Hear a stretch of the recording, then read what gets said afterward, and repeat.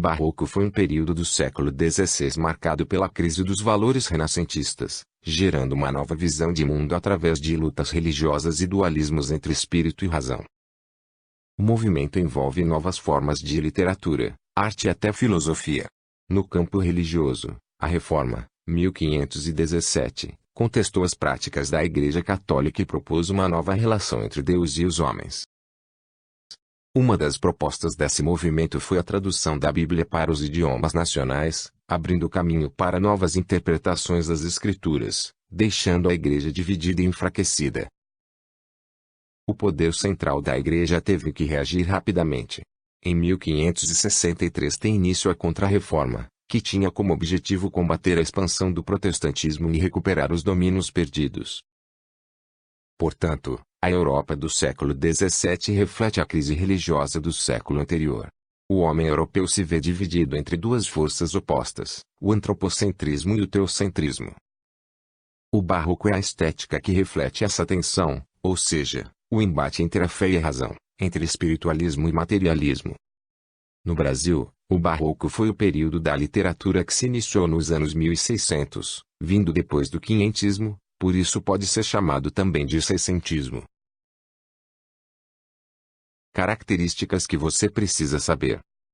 Dualidades e antíteses. Conflito entre o corpo e a alma, a vida terrena e a vida eterna, a vida virtuosa e a vida do pecado, a vida e a morte, a razão e a fé.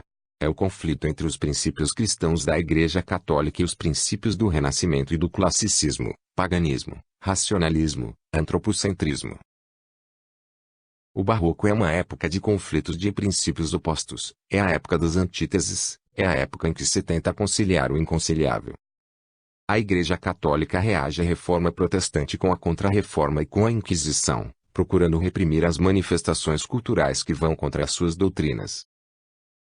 Portanto, esse é um período de contradições e de dualidades, onde o homem se vê perdido entre a doutrina cristã e as ideias do Renascimento, classicismo, cultismo e conceptismo. O homem barroco valoriza o cultismo, ou seja, a linguagem difícil e rebuscada, cheia de inversões e de jogo de palavras, empregando demais as figuras de linguagem. Ele também valoriza o conceptismo, que está associado ao pensamento complexo, ao raciocínio lógico, ao jogo de ideias. Ou seja, as palavras são rebuscadas e difíceis, cultismo, e as ideias e o raciocínio são complexos, conceptismo. O tempo, carpe diem. O tempo passa rápido, a vida é efêmera, é rápida, o tempo é veloz e destrói tudo. Tudo é instável e passageiro. O homem barroco vive esse conflito de modo angustiado.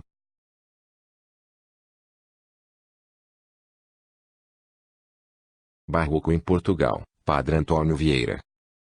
No barroco português, quem se destaca é o Padre Antônio Vieira. Seus sermões estavam a serviço das causas políticas que abraçava e defendia.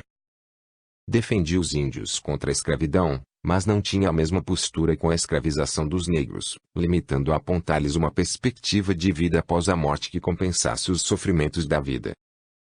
Seus sermões eram dotados de raciocínios complexos e lógicos, com metáforas, comparações e alegorias, um discurso que faz entender outro. Exemplo, semeadura ou semente do trigo são alegorias que representam uma coisa só, a disseminação da doutrina cristã. Barroco no Brasil, Gregório de Matos.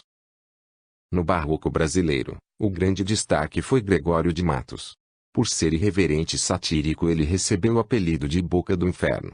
Sua poesia pode ser classificada como lírica, religiosa, filosófica ou satírica. Poesia lírica.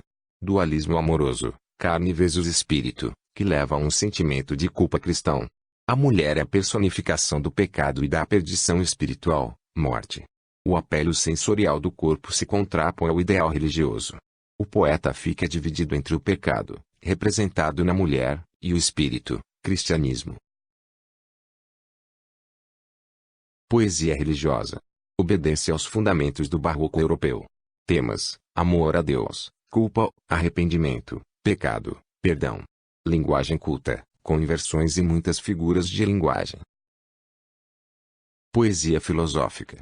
desconcerto do mundo, consciência da transitoriedade da vida e do tempo, carpe diem. Poesia satírica. Criticou todas as classes da sociedade baiana de seu tempo.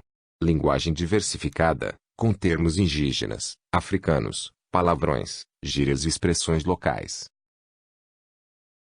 Manuel Botelho de Oliveira.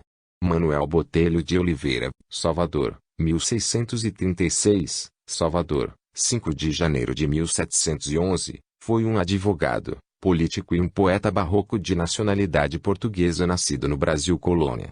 Foi o primeiro autor nascido no Brasil a ter um livro publicado. Filho de um capitão de infantaria, cursou Direito na Universidade de Coimbra, em Portugal. De volta ao Brasil, passou a exercer a advocacia e foi eleito vereador da Câmara de Salvador. Em 1694 tornou-se capitão-mor dos distritos de Papagaio, Rio do Peixe e Gameleira, cargo obtido em função de empréstimo de 22.000 cruzados para a criação da Casa da Moeda, na Bahia. Manuel Botelho de Oliveira conviveu com Gregório de Matos e versou sobre os temas correntes da poesia de seu tempo. Questão: o culto do contraste, pessimismo, acumulação de elementos, niilismo temático, tendência para a descrição e preferência pelos aspectos cruéis, dolorosos, sangrentos e repugnantes, são características do A. Barroco. B. Realismo. C. Rococó. D. Naturalismo. E. Romantismo.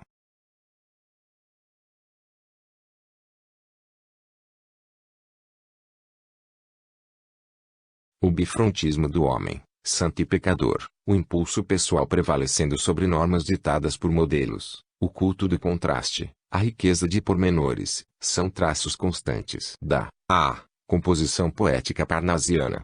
B. Poesia simbolista. C. Produção poética arcádica de inspiração bucólica. D. Poesia barroca. E. Poesia condoreirista.